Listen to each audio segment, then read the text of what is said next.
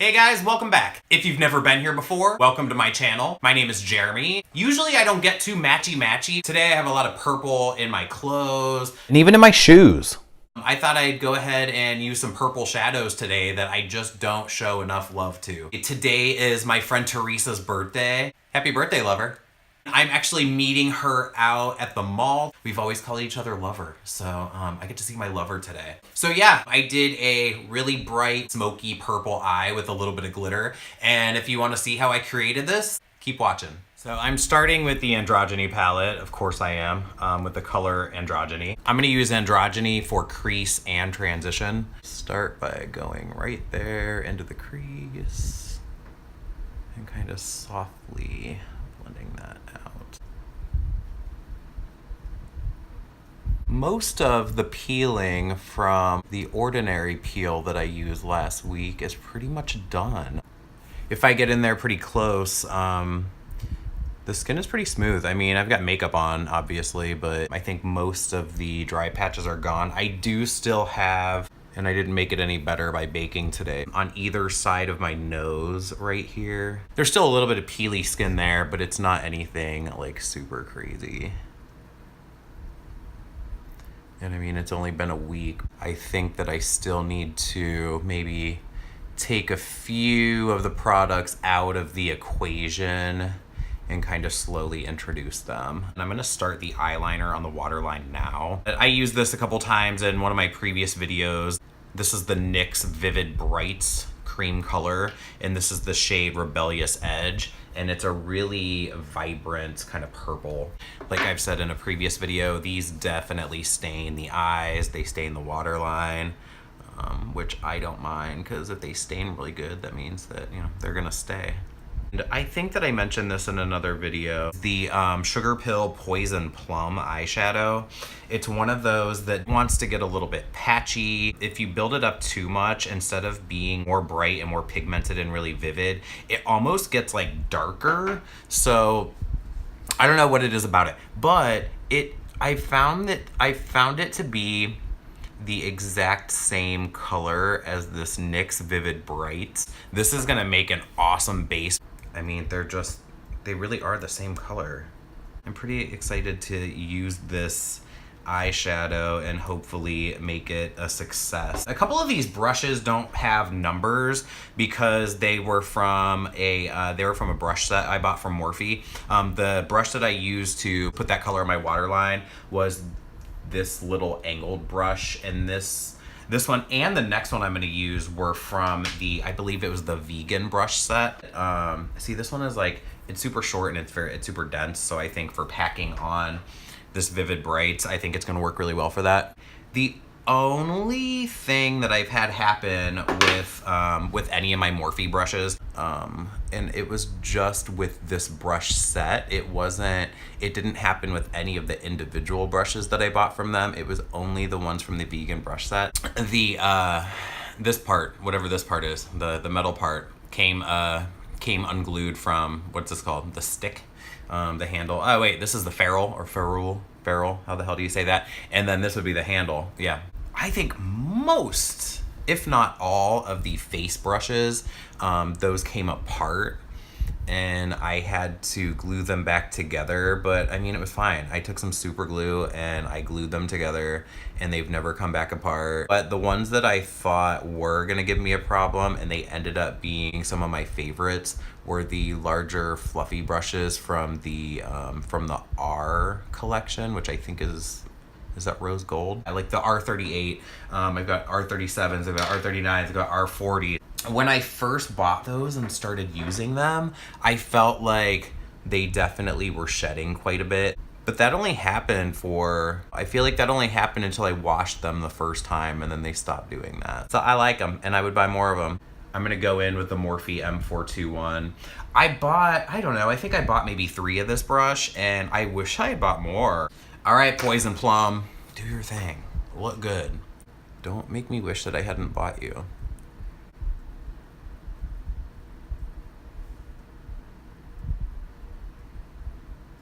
Still patchy.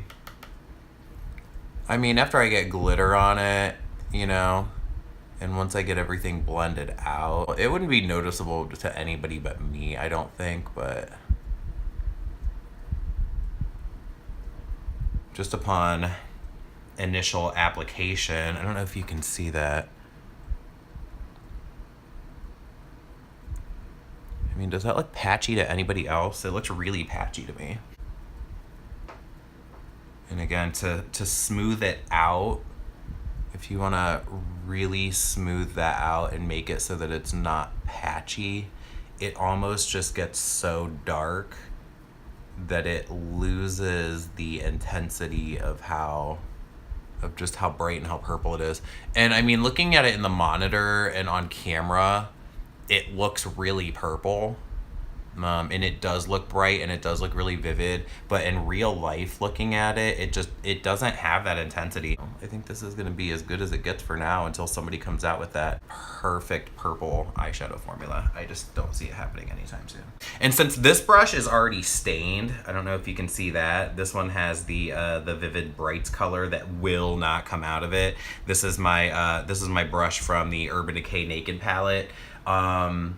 Do they sell these brushes like separately on their own? Because I really like these.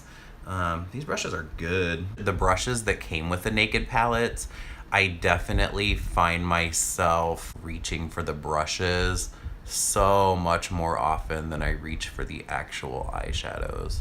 I'm going in with a clean 217 just to kind of blend that out into androgyny. And I'm also hoping that I'm able to record an entire video today. I've definitely had some issues with that. It's not letting me record like a full tutorial because I'm doing everything from filming to editing to uploading and all that for my iPhone 6s Plus. And I guess it just doesn't have storage to be able to create an entire video in HD and 1080p.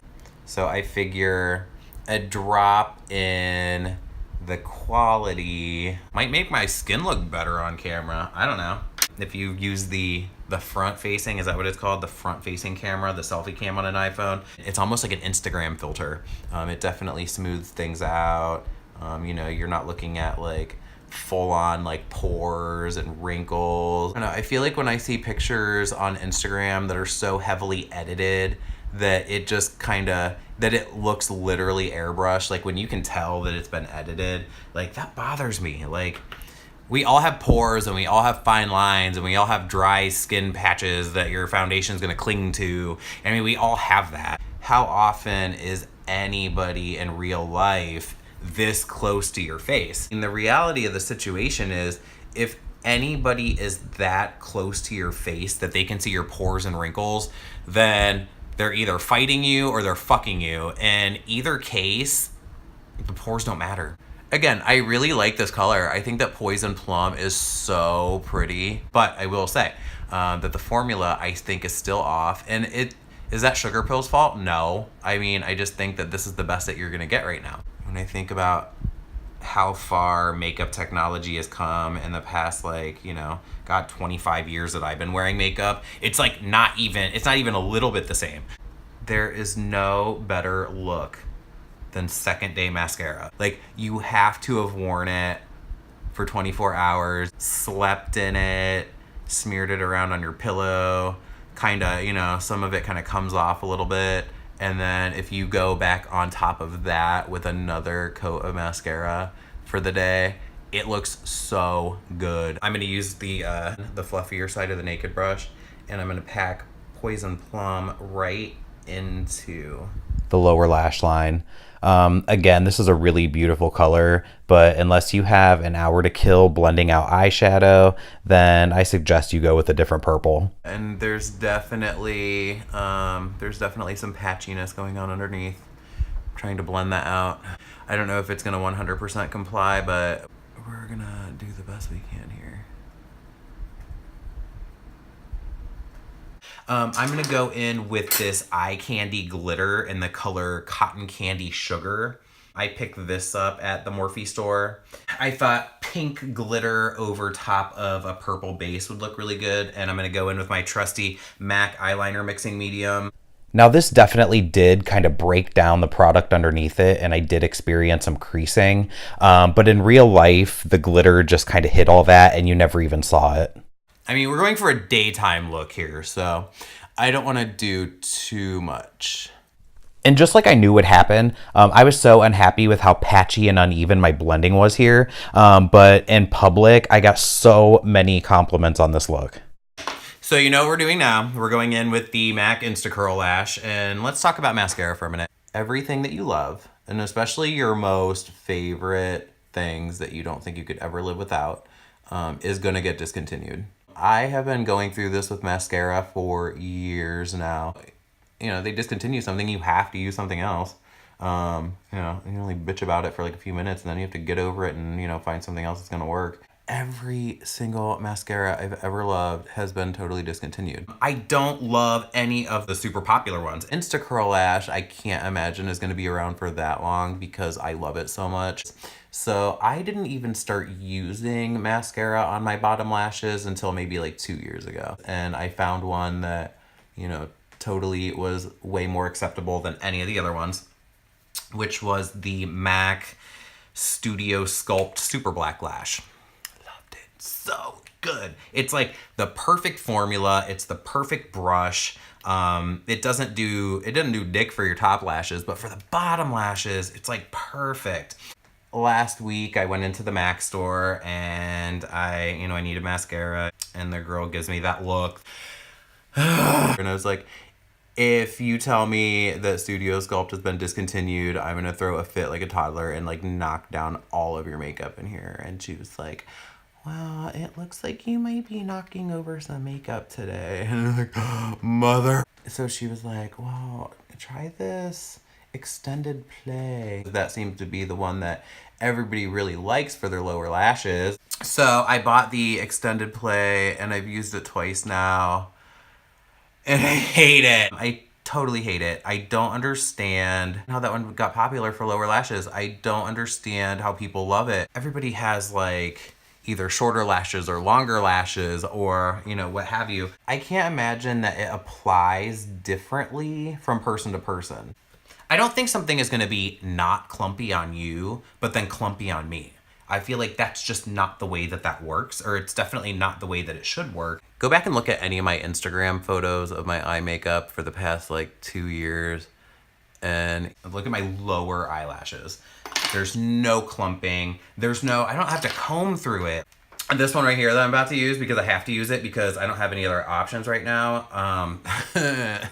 It's clumpy. In the Studio Sculpt Lash, like the brush wasn't a brush, it was like a comb.